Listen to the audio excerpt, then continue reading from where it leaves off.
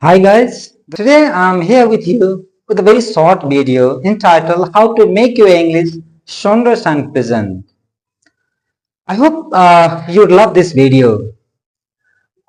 If you want to really enjoy the video, please don't forget to subscribe our video channel called Learn with Ease.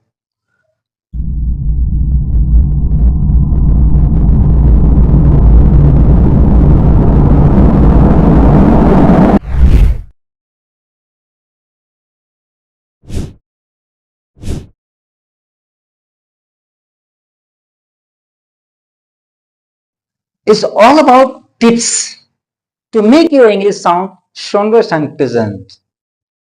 In fact, all languages are unique in themselves, but we expect the speakers to make their sound sonorous, melodious, pleasant for the ears. I'm going to talk about 6 different points how we can make our English pleasant.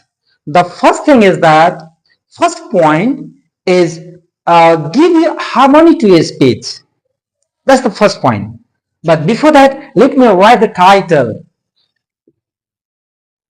The first thing, that's the most essential thing for English speech is harmony. By harmony, I mean you have to create a kind of pleasing effect to the listener, to the ears of listener. Pleasing, beautiful. I mean, there should be a kind of melody when the listeners listen to English. So you should create a harmony. The question is how? How can we do that? There are some tips. The most essential thing is that you speak slow. The first thing is speak slow. Or you can say speak slowly. That's a very essential point. If you are in dilemma, if you are thinking that speaking fast is a kind of showing confidence, speaking fast is a kind of fluency, you are really in a wrong zone. Fluency doesn't mean tempo. Fluency doesn't mean speed. It means, covering the masses beautifully, slowly. So, but the thing is that you should give and deliver the message with confidently in a sonorous sound. The first thing is you speak slow. Like if you say, "Are you okay?" No. "Are you okay?" Is it nice? Is everything okay? Yeah. So try to bring comfort. First, enter the comfort zone. Speak slowly. Like is is that okay? Are you fine? Is everything okay? Something like that. So slowness is very important point. Second thing is maintain short and long vowels. Uh, you have to maintain short and long vowels in a word. In English, we have short and long vowels. That matters a lot. That matters a lot. There are lots of languages, where short and long vowel doesn't differentiate in the meaning, but in English, it does. That's why you have to maintain short and long. You shouldn't keep short, short, short. You should make it long, long, long. Like, let me give an example. If you are saying this two-syllabic, disyllabic word, teacher. Don't say teacher in the same in a same tone. Don't say teacher. No, both are wrong. The first syllable, the first part goes with a longer vowel T, and then the second part R. First part longer vowel, short part shorter vowel. Teacher. So it's very essential to maintain short and long vowel. If you have theoretical knowledge of linguistics or grammar, then you can get better ideas, but you can practice and you should practice. That's important point. The third thing is rise and fall. We call tune, we call tone, we call intonation. There are differences, but these are the technical terms linguistically. we have to maintain a rise and fall in this speech. I mean, when you speak, the intensity, pitch of height of the pitch or pitch of the tone should go up and down. It should not be straight. It should not be lower down. It should not be up. We have to maintain rise and fall. I give very quick example, very short one. Show you.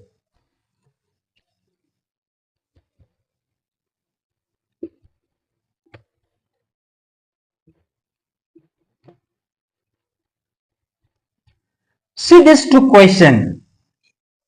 These two questions. How are you? Are you fine? Both are question. The first is WS question. Yeah, you have to lower the pitch, lower the tone. Start with the upper one. The intensity of the pitch should start with the higher one and make it lower. Let it go down. The second one, start with the low pitch, let it go up. So when you speak, the first one, how are you? Start with the higher one. How are you? Second one, are you fine? Are you fine? So start with the bottom down one, let it go. Rise and fall is very essential for you to understand. There are lots of rules. Theoretically, you can apply some general rules of rise and fall. But technically you can, and you can practice rise and fall. That is very essential. That's the first thing. Second thing is that you have to tie up words and drop off some sound. That's the second point. First I said it's very much desirable to make your English sonorous and pleasant. The idea is that first thing, my experience tells you, you give harmony to the speech. That's the first. Second is tie up words and drop some sounds. I mean, connect 2 and 3 words together, make it a song. And when I'm talking about the dropping out, a raw sound in English at the end of the word always should be dropped out. Don't say teacher. Don't say father. The raw other one and should be dropped out. Father, mother, teacher, brother, actor, follower. No raw sound are there. It should be dropped out. I'm talking about tying up.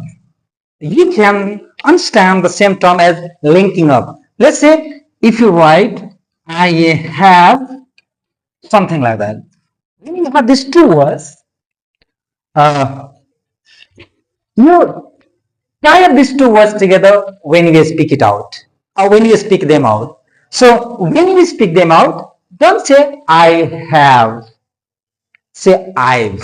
You drop her sound, just pronounce verb. You can say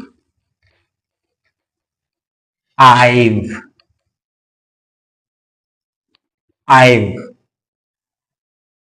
If you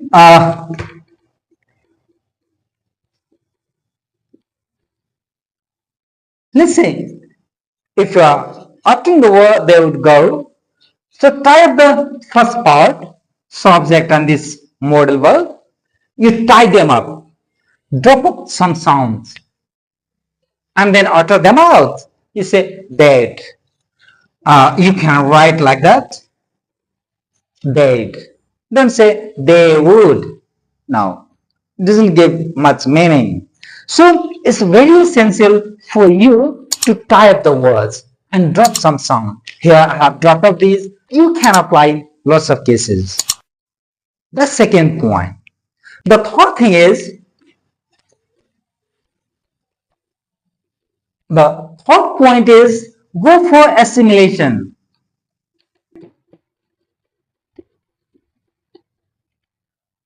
It's a linguistic term. That means you try to assimilate one sound with another. If they fall in the same category, you have to, assimilate, make the sound similar. That means making the sound similar to another category, the sound of another category. Let's say if you have the chunk morning, Good morning. Yeah. Just pronounce this the sound as ba. Good morning. Good morning. Like that. So you can or you should assimilate. If you have the word 10 mice, don't say 10 mice. It's 10 mice. Again, the same ideas. Tie up these two words, make it a chunk, create a unit. Though they are different words, try to create unit of this page as a word, as a single unit. Drop of sounds, assimilated. That's very essential. The fourth idea is uh, give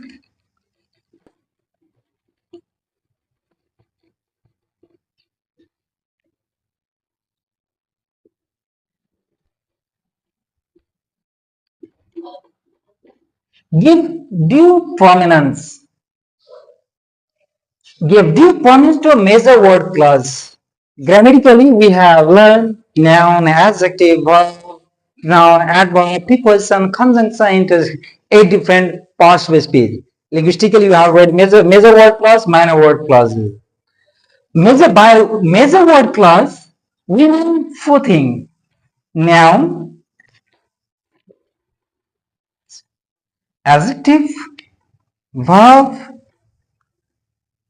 adverb. See here, these four are the major word clause: noun, adjective, verb, adverb. Here also, while pronouncing, I have dropped out. I drop out oral sound. Verb, adverb. I don't say verb. No is desirable, not good to tell that. So these four are the major word clause. In a sentence, you should give a prominence. We have to put a stress on these 4 different classes of word in every sentence. Like,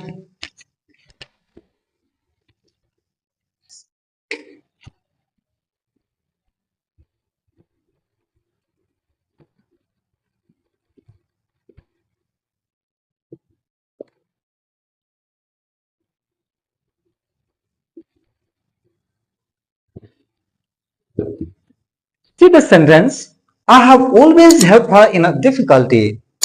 If you look at this sentence, you have 4 words, not 4, 3, always. That's adverb, help, verb, difficulty, noun.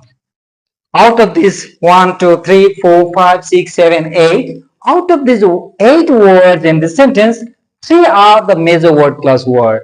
That's always, help, difficulty. Stress this word. When you read out, say, I have always helped her in a difficulty. I have always helped her in a difficulty. So this is important.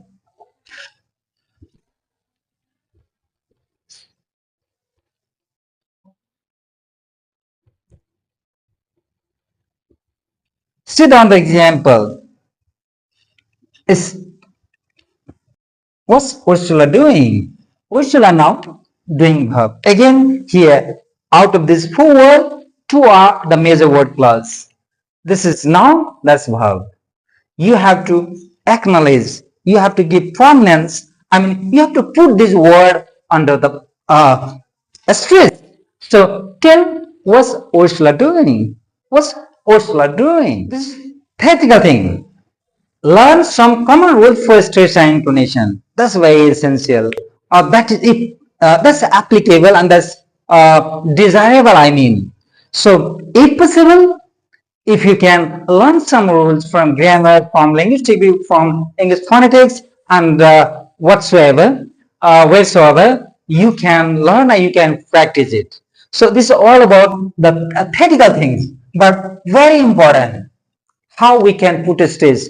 Even the major word clause, should we put a stress in the first, the second, or syllable, first syllable, second syllable, third, and last syllable, or wherever? It's theoretical thing that we can practice and that we can learn. But we can learn it from the grammar book or any book. Second thing,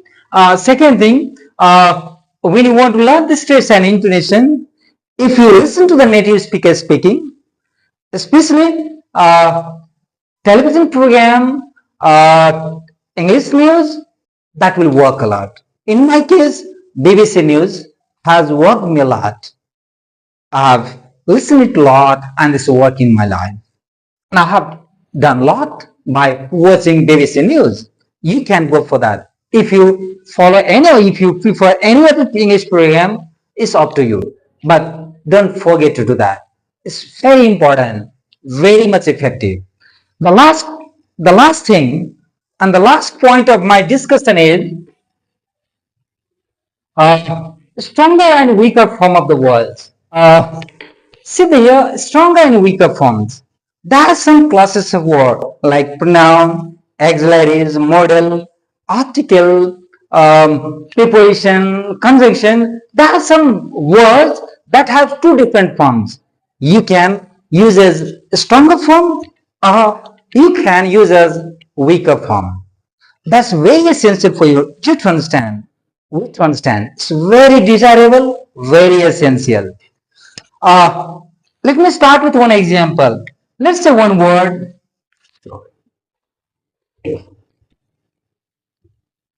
A-I-R.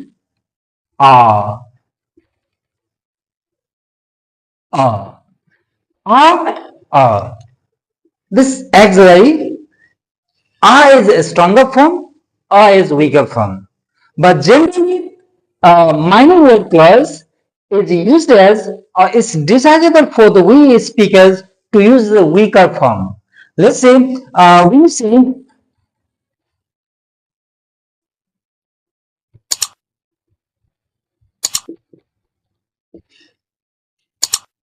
yeah, when you read it out, when you speak it out, I mean, don't say you are a really nice fellow. No.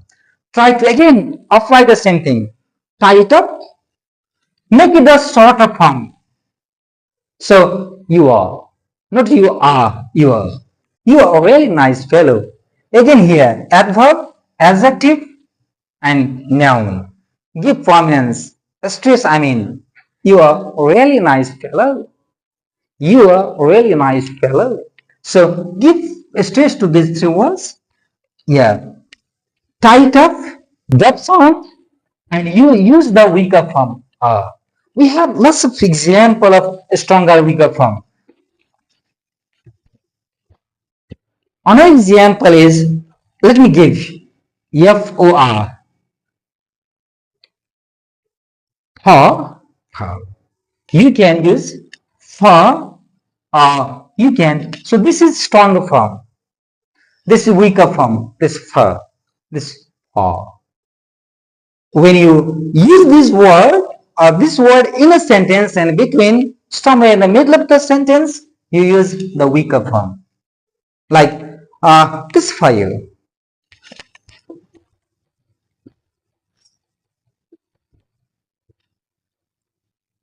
That's not, this is for you. This is for you. Awesome. Yeah, weaker form. Let's say, SHL cell. Yeah, when you use it separately in a question tag, use the stronger form, cell, L, L. But in the middle, with the subject, use L. So, say cell, L. You can say a or a. Use the weaker form, cell.